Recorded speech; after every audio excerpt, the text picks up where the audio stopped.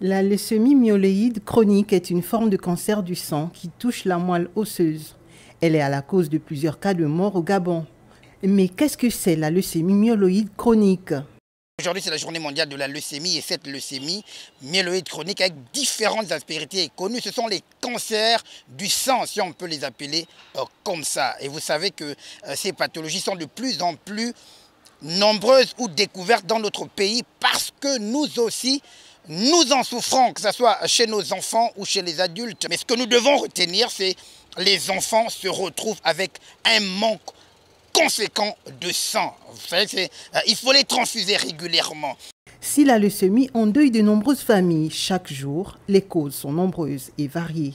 On peut avoir des causes infectieuses, on peut avoir des causes surtout hématologiques, l'anémie. L'anémie, c'est le fait d'avoir une quantité de sang réduite à l'intérieur de notre organisme par manque de fer. Généralement, on va la vérifier à travers le dosage de la numération formule sanguine qui va aller voir l'hémoglobine et une hémoglobine qui est basse.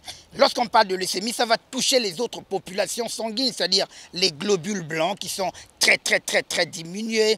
Le docteur Ephrem Ekambo revient sur les modes de prévention de la maladie. D'abord, il faut suivre sa grossesse. Durant la grossesse, vous avez vu qu'on fait ce qu'on appelle une supplémentation en fer. La maman doit prendre du fer. La maman doit prendre certains éléments comme du calcium, du magnésium, faire des bilans de routine. La deuxième des choses, vous savez que ces maladies sont des maladies qui sont aussi d'origine génétique.